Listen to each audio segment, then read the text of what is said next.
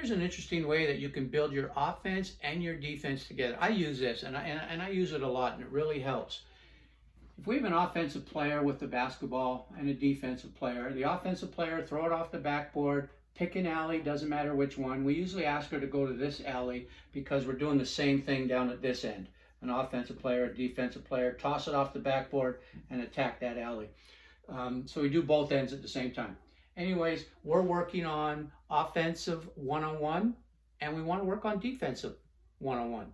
So we are going to teach our defense, all right, how do we want them to send the ball, influence, or shade it in such a way so we send the basketball to a sideline? Do we want to keep it on the sideline? Do we want to sprint and cut it off so that the kid changes direction, then we got to sprint again and cut it off, kid changes direction? Do we want to work defensively on that as a skill? Because that has some tremendous upside with regards to how we're going to trap the basketball by getting the basketball in trapping areas, or by getting the offensive player to turn her back on the defense. So anyways, we teach our kids how we want to play defense as well as offense. Then we go to 2-on-2.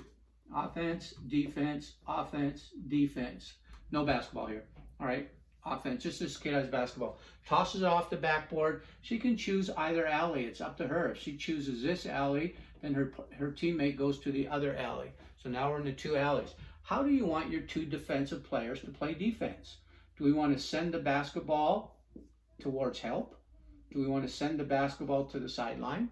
Do we want to send it towards a trap? Do we want to sprint and turn like we said earlier? And where do you want this person to play defensively? Do you want her to guard this player, or do you want her to be in a help position?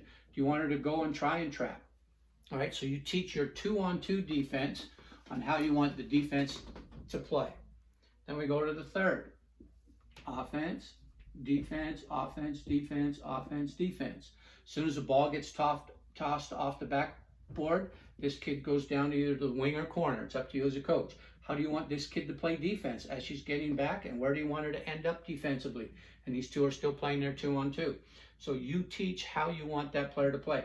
You might want this player offensively to go here so that this player can get in a position to possibly trap if the ball gets sent to a trapping area. So again, you teach your offense and your defense at the same time. That is, if you want to. All right, 4 players. Offense, defense, offense, defense, offense, defense, offense, defense. Go down to this wing or corner, down to this wing or corner, and these two are picking an alley. Same thing. How do you want these players to play defense? These 2 players up top, do you want them looking at trapping or not trapping? Do you want to trap in this area? If you do, and the ball gets there, are you going to send this kid to go and trap? Or are you going to send one of the other top 2 kids to come over and trap? You decide how you want to do that as a coach. If this one comes up, then obviously this defender is going to have to make a decision on who she's going to play. So again, you teach your offense and your defense how you want kids to play, and teach them both at the same time. And now we get to our 5 players. Try that again. All right. Offense, D, O, D, O, D, boom, O, D. All right. They're usually all at about free throw line, but whatever. All right. Maybe this kid's a rim runner. How do you want to defend a rim runner? All right. Do you want to force her out to the one side or the other? Do you want to front down in the post? Do you want to muscle her out and try and keep her outside here? It's up to you. How do you want that kid to play defense? This kid goes to the corner or wing. That kid goes to the corner or wing. This kid picks an alley. This kid picks the other alley. All right, now they're coming down 5-on-5. How do you want to play? How do you want to trap if you want to trap? So that's up to you as a coach. But when you build your offense and defense like this, you do them together.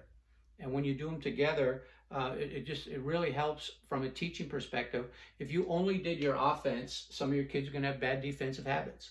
If you only do your defense, your offense might struggle, and then kids aren't going to have confidence in the offense.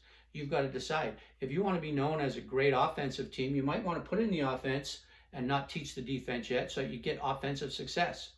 If you want to have both offense and defensive success. I know coaches who are defensive coaches, they will not do an offensive drill unless they teach the defense as well.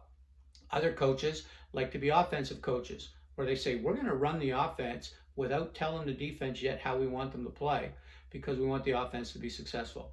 You decide as a coach, but this is a nice progression, a nice way of teaching offense and defense at the same time.